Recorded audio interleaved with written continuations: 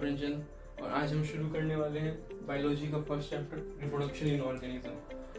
और मैं ये बताना चाहूँगा कि हम अपनी पूरी कोशिश करेंगे कि जल्दी से जल्दी 12th के सारे सिलेबस कंप्लीट कर दें एंड उसे अच्छे से एक्सप्लेन करते हुए भी डीप में समझे। ठीक है, तो हम शुरू करते हैं ये चैप्टर। और ये जो चैप्टर है जो काफ़ी छोटा है, लेकिन इसमें जो है ना काफ़ी सब टॉपिक्स हैं जो बच्चे काफ़ी घबराते हैं कि मतलब इस टॉपिक्स को थोड़ा डीप में पढ़ना है या नहीं। तो मैं कोशिश करूँगा कि सारे टॉपिक्स अच्छे से पढ़ा दूँ, मीन्स आपके जितने सिलेबस में है एंड जो आपके बोर्ड्स में एंड नीट में पूछे जा सकते हैं उसको मैं कवर करने की कोशिश करूँगा। सो हम शुरू करते हैं। इसमें हमारा पहला टॉपिक है life span. Life span means average time period between birth and natural death. इसका मतलब हुआ कि जो बर्थ से लेके नेचुरल डेथ तक जो जितना भी टाइम पीरियड होता है उसे हम लाइफ स्पैन कहते हैं। एंड नेचुरल डेथ का मतलब ये हुआ कि मीन्स किसी कैलेमिटी से नहीं, टाइम पीरियड होने के बाद ही मतलब उसका नेचुरल डेथ हो रहा है, किसी एक्सीडेंट में या फिर कोई कॉम्प्लिकेशंस आ जाते हैं। जैसे कोई इन्फेंट बेबी जो होता है उसको काफ़ी बार कॉम्प्लिकेशंस आ जाते हैं, उसके बचपन में ही डेथ हो जाती है, कई बार एक्सीडेंट में। फिर ऐसा डिसाइड करना फिर मुश्किल हो जाता है, तो फिर इसलिए हम बर्थ से लेके नेचुरल डेथ तक के बीच का हम टाइम पीरियड लेते हैं। एंड ऑल्सो जो ह्यूमन का जो टाइम लाइफ स्पैन है वो 70 to 80 ईयर्स होता है। एंड जो हमारा लाइफ स्पैन है वो डिपेंड इस पे करता है, पहला उसकी कॉम्प्लेक्सिटी पे एंड दूसरा डिपेंड करता है वो किस पे, टाइप ऑफ ऑर्गेनिज्म। उसकी कॉम्प्लेक्सिटी मीन्स कि वो यूनिसेलुलर है, मल्टीसेलुलर है। जो प्रोकैरियोट्स होते हैं उनकी कोई लाइफ स्पैन नहीं होती है क्योंकि एग्जांपल अगर हम लेते हैं बैक्टीरिया की, तो वो फर्दर डिवाइड हो जाते हैं, वो उनकी कभी कोई नेचुरल डेथ नहीं होती है। एंड और ये किस पे डिपेंड नहीं कर,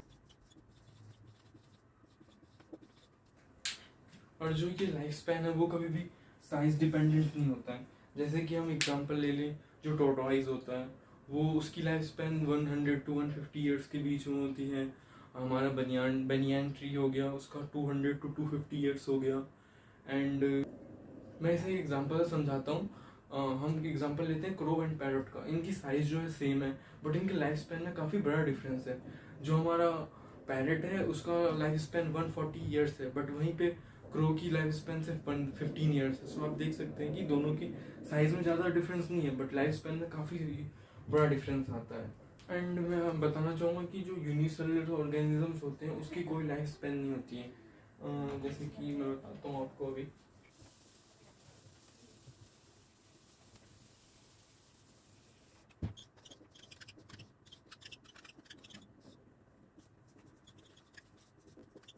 जो हमारे यूनिसेलुलर ऑर्गेनिजम्स होते हैं उसमें जो है लाइफ स्पैन डिफाइन कर पाना का मुश्किल होता है, या फिर कह लीजिए इम्पॉसिबल होता है कि वो कभी डेड नहीं होते, वो फर्दर डिवाइड कर जाते हैं डॉटर सेल्स में।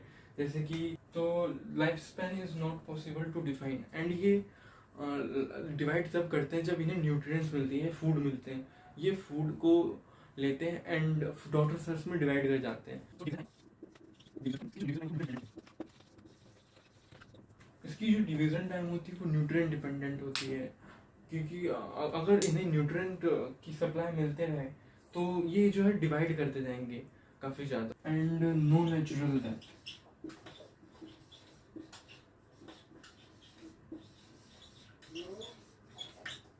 इनकी नेचुरल डेथ क्यों नहीं है, क्योंकि ये अभी मैंने आपको बताया कि ये डिवाइड कर जाते हैं डॉटर सेल्स में। हम एग्जांपल ले सकते हैं एमीबा का, वो जो है फूड को इनगल्फ करती है एंड न्यूट्रिएंट्स मिलने पर बाद में फर्दर डिवाइड कर जाती है। हम एनसीईआरटी की लाइन में भी देख सकते हैं, उसमें लिखा हुआ है कि no individual is immortal except unicellular organisms.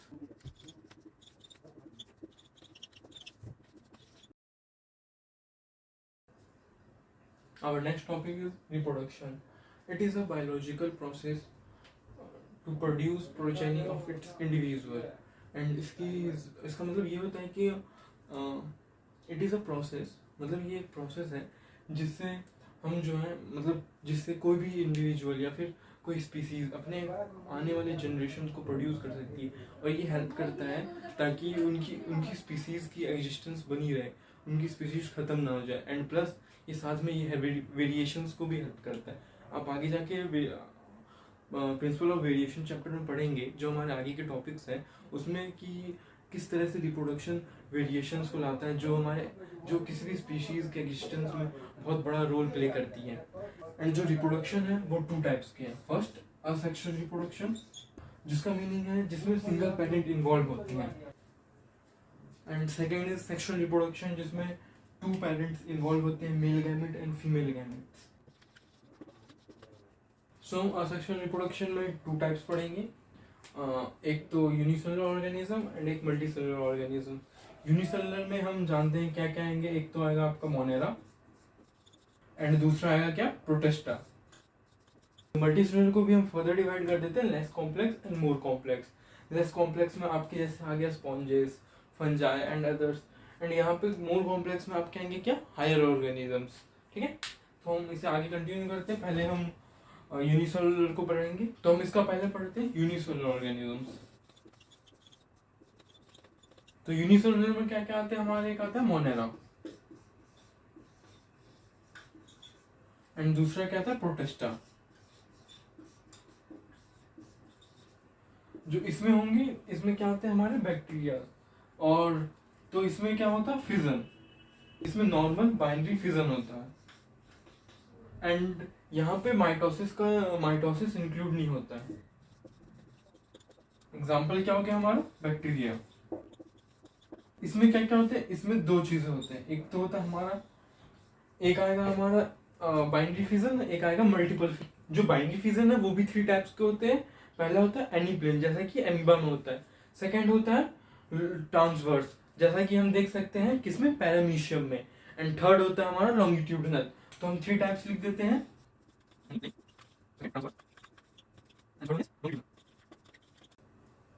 अब हम इनके एग्जांपल्स भी देख लेते हैं।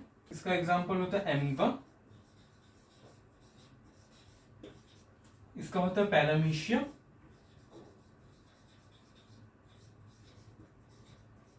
एंड इसका होता है यूग्लिना।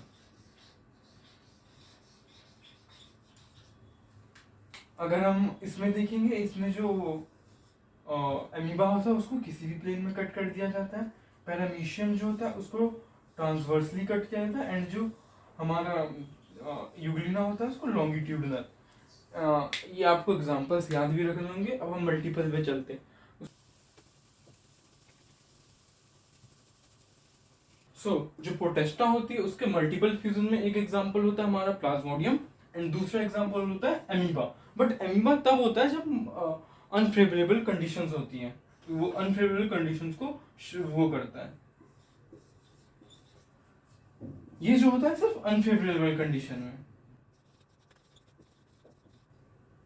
जो एमीबा होता है वो अनफेवरेबल कंडीशंस में कैसे करता है, जब भी अनफेवरेबल कंडीशंस आती हैं तो वो जो अपने उसके सूडोपोडियाज होते हैं, फॉल्स फीट, वो उसे विड्रॉ कर लेता है। देन उसके बाद अपने चारों तरफ 3 लेयर कवरिंग बना लेता है जो सिस्ट की होती है। देन उसके बाद जब भी फेवरेबल कंडीशंस आती हैं वो उसके अंदर जो होते हैं डॉटर सेल्स बन जाते हैं, और उसे हम सूडोपोडियोस्पोर्स भी कहते हैं। एंड जब फेवरेबल कंडीशंस आती हैं वो उसकी जो सिस्ट की लेयर होती है बाहर की 3 लेयर, वो ब्रेक डाउन हो जाती है, एंड जो होते हैं मल्टीपल डॉटर सेल्स बन जाते हैं एमीबा की। एंड प्रोटेस्टा में इन दोनों के अलावा एक और होता है जो होता है बडिंग, BUDD, जो हमें यीस्ट में देखने को मिलता है। इसका एग्जांपल क्या है, यीस्ट। ना अब हम पढ़ेंगे मल्टीसेलुलर ऑर्गेनिजम्स, और ये भी 2 टाइप के हमें पता है, एक होता है लेस कॉम्प्लेक्स और एक होता है मोर। सो पहले हम लेस कॉम्प्लेक्स पढ़ेंगे। लेस में पहला क्या आता है हमारा, स्पॉन्जेस। ये कुछ पहला दूसरा नहीं है, मैं बस एग्जांपल्स लेते जा रहा हूँ एक एक करके, एंड आपको समझाने की कोशिश कर रहा हूँ। स्पॉन्जेस में होता है फ्रेगमेंटेशन।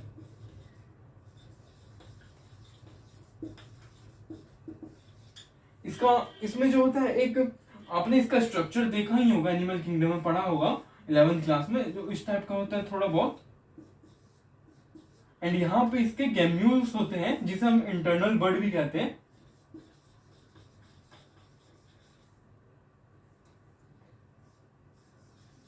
एंड ये जो होता है वाटर फ्लो के साथ बाहर निकल आता है, एंड एक न्यू स्पॉन्जेस में क्रिएट हो जाता है।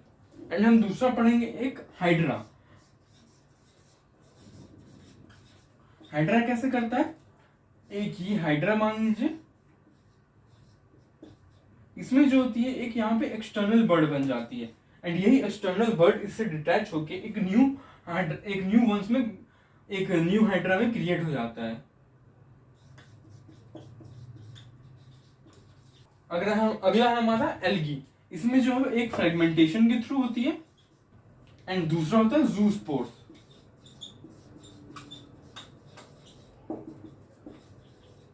जिसका एग्जांपल है क्लैमिडोमोनास। एंड अगर आप इसका स्ट्रक्चर देखेंगे तो ये कुछ इस टाइप्स का होता है। ये जो होते हैं उसके ऊपर 2 फ्लैजिला, एंड ये इसके अंदर होते हैं कुछ जूस्पोर्स। एंड ये जो उसके ऊपर फ्लैजिला है इसके कारण ये मोटाइल होता है, so that's why it is a motile spore. And अब हम देखेंगे फंजाई। ये भी 2 तरीके से करता है, एक होता है इसका फ्रेगमेंटेशन, एंड इसका दूसरा है क्या, अप्लानोस्पोर्स। एंड ये जो होता है एक नॉन मोटाइल स्पोर होता है। इसका हम एग्जांपल देखें तो वो क्या होता है, कोनिडिया। Example conidia.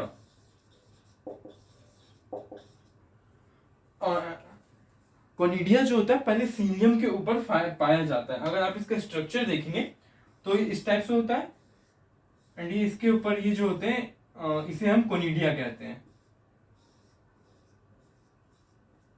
ये जो स्ट्रक्चर है इसे हम कोनिडिया कहते हैं। ये जो पेनिसिलियम के ऊपर ये जो स्ट्रक्चर्स बने होते हैं उसे हम कोनिडिया कहते हैं। एंड हम अगला देखते हैं जो कि होता है ब्रायोफाइट्स।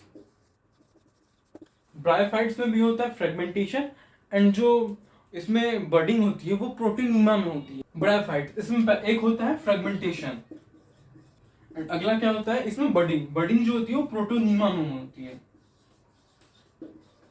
बर्डिंग in protonema. एंड एक इसमें जम्यूल कप्स भी बनते हैं, ठीक है। एंड हम अब हम चलते हैं किसमें, मोर कॉम्प्लेक्स ऑर्गेनिजम्स में। अगर हम हायर एनिमल्स में देखें तो उसमें जो होती है रीजनरेशन ऑर्गन्स में पॉसिबल होती है। जैसे कि हम ह्यूमन बॉडी में देखें उसमें जो लिवर होता है, लिवर से, तो उसमें लिवर में रीजनरेशन की कैपेबिलिटी होती है उनके सेल्स में। तो हम हायर प्लांट्स में देखते हैं, हायर प्लांट्स में एंजियोस्पर्म। तो हम एंजियोस्पर्म में देखें तो इसमें जो होता है कुछ स्पेशल वेजिटेटिव रिप्रोडक्शन होते हैं। तो मैं यहाँ लिख देता हूँ स्पेशल, इसमें जो होते हैं वेजिटेटिव रिप्रोडक्शंस होते हैं। तो जो इसमें जो है सब स्पेशल वेजिटेटिव रिप्रोडक्शन होती है, एंड उसे हम क्या कहते हैं, प्रोपोग्यूल्स। प्रोपोग्यूल्स क्या होते हैं, प्रोपोग्यूल्स जो होते हैं एक स्ट्रक्चर होते हैं जिसके थ्रू न्यू प्लांट्स की क्रिएशन होती है। तो मैं यहाँ लिख देता हूँ प्रोपोग्यूल्स भी, which can give rise to a new plants, ठीक है। सो आप इसमें देखेंगे तो वेजिटेटिव रिप्रोडक्शन में तो उसमें आपके आ जाते हैं रनर, स्टोज एंड ऑफसेट, एंड ये सब आते हैं। आपको उसके एग्जांपल्स याद करने पड़ेंगे, मैं यहाँ पे लिखा वो भी दिखा दूंगा, आप इससे याद भी कर सकते हैं एग्जांपल। तो हमारे वेजिटेटिव रिप्रोडक्शन में क्या क्या आता है, एक आता है रनर जिसका एग्जांपल है ग्रास एंड ऑक्साइलस। फिर आता है हमारा सकर्स जिसका एग्जांपल है बनाना एंड पाइनएप्पल। फिर आता है हमारा स्टोलोम जिसका एग्जांपल है मिंट एंड जैस्मीन। देन हमारा आता है ऑफसेट। तो हमारे ऑफसेट के 2 एग्जांपल है, पहला है इकोनीरिया एंड दूसरा है पिस्तिया। इकोनीरिया को एनसीईआरटी बताता है कि इकोनीरिया का दूसरा नाम है वाटर हेसियंथ, या फिर उसे टेरर ऑफ बंगाल भी कहा जाता है। ये जो हमें fresh water and stagnant fresh water में पाया जाता है। ये जो मैसिवली इंक्रीज कर लेता है वाटर में, एंड जो वाटर में O2 की डिफिशिएट हो जाती है, इसलिए हम इसे टेरर ऑफ बंगाल भी कहते हैं। एंड इसे जो है इंडिया में बाहर से लाया गया था। ये एक एक्सपोर्ट किया हुआ प्लांट है जिसे हम मीन्स स्वदेशी नहीं है, ये एक विदेशी प्लांट है आउट ऑफ इंडिया का, जो जिसे हम यहाँ पे लाए थे किसके लिए, ऑर्नामेंटल्स के लिए, मीन्स सजावट के लिए, क्योंकि इसकी फ्लावर कलर जो थी बहुत अच्छी थी, एंड प्लांट की जो इसके लीव्स के जो शेप थे वो भी काफी अच्छे थे।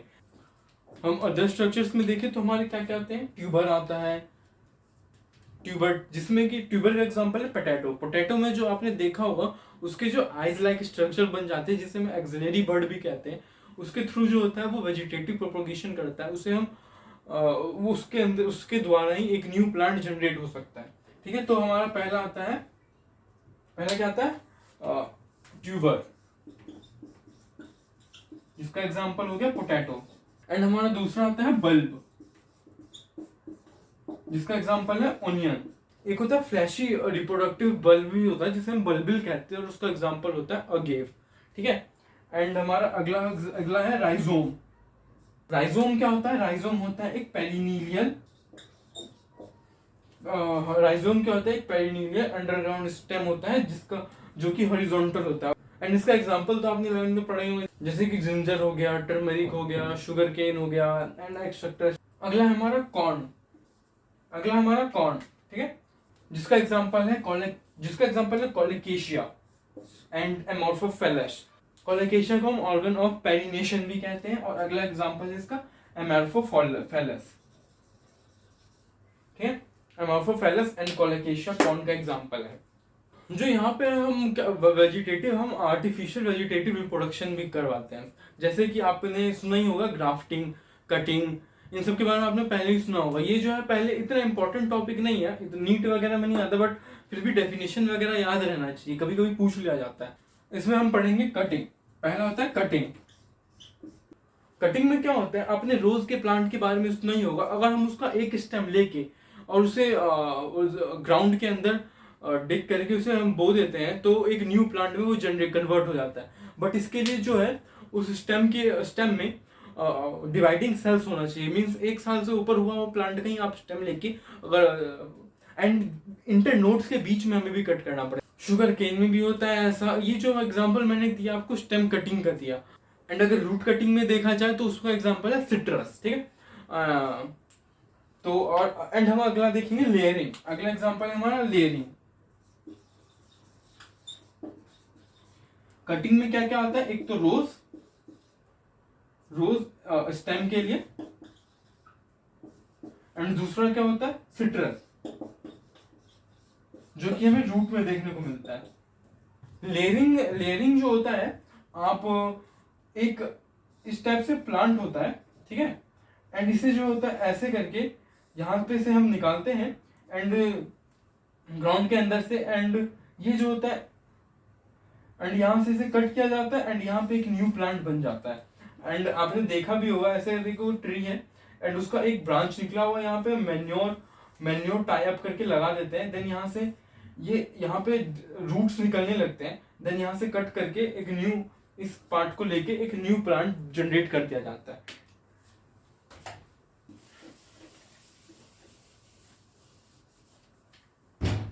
एंड हमारा थर्ड है ग्राफ्टिंग। ग्राफ्टिंग में जो है हम टू प्लांट्स लेते हैं। एक प्लांट जिसके ब्रांचेस या फिर ऊपर के फ्रूट्स एंड फ्लावर अच्छे होते हैं, एंड दूसरा जिसका रूट एरिया काफी स्ट्रांग होता है और अच्छा होता है। तो इसमें दो पार्ट होते हैं, एक अपर एंड एक होता है लोअर। जो अपर वाला होता है उसे हम सिकॉन कहते हैं एंड नीचे वाले को स्टॉक कहते हैं। ठीक है, ऊपर वाले को हम सिकॉन कहते हैं, नीचे वाले को स्टॉक कहते हैं। नीचे वाले का स्टॉक में रूट सिस्टम काफी बेटर होता है एंड इसमें जो है ब्रांच सिस्टम या फ्लावर सिस्टम बेटर होता है। एनसीईआरटी में एक लाइन कही गई है वेजिटेटिव रिप्रोडक्शन के बारे में, ये कि किसी प्लांट का अगर नोड जो है वो मॉइस्चर या फिर सॉइल के कांटेक्ट में आता है तो वहाँ पे रूट जनरेट हो जाती है, एंड जो डिवाइडिंग सेल्स होते हैं वो डिवाइड करके रूट में जनरेट होती है, एंड देन वहाँ से एक न्यू प्लांट जनरेट हो जाता है। एनसीईआरटी एक लाइन कहती है कि हम जो है एल्गी और फंजाई में देख सकते हैं कि वो कॉमनली जो है असेक्सुअल रिप्रोडक्शन करती है, बट जब एडवर्स कंडीशंस आती हैं तो वो जो है कि असेक्सुअल रिप्रोडक्शन भी करने लग जाती है। हम एक एग्जांपल देख सकते हैं कि आप मान लीजिए एक क्रॉप है, ये सीजन में ग्रो हो रहा है। जब तक ये ग्रो होता है इसके साथ जो पैरासिटिक फंजाई होते हैं इसमें पैरासाइट की तरह लग जाते हैं एंड असेक्सुअली रिप्रोड्यूस करते हैं। बट जब सीजन का एंड आता है, जब सीजन का एंड आने लगता है, मीन्स अनफेवरेबल कंडीशंस आने लगती हैं, तो जो ये होते हैं ये सेक्सुअल रिप्रोडक्शन के मोड में शिफ्ट हो जाते हैं एंड देन फिर ये सेक्सुअल रिप्रोडक्शन करने लग जाते हैं। मीन्स सीड के साथ ये अपने स्पोर्ट्स या जाइगोट कह लीजिए वो छोड़ देते हैं, एंड दोबारा से जब प्लांट जो है क्रॉप ग्रो करती है, देन दोबारा से ये जब फेवरेबल कंडीशंस आती हैं, देन दोबारा से ये जो है फंगाई एंड एल्गी जो है और सेक्सुअल रिप्रोडक्शन करने लग जाते हैं।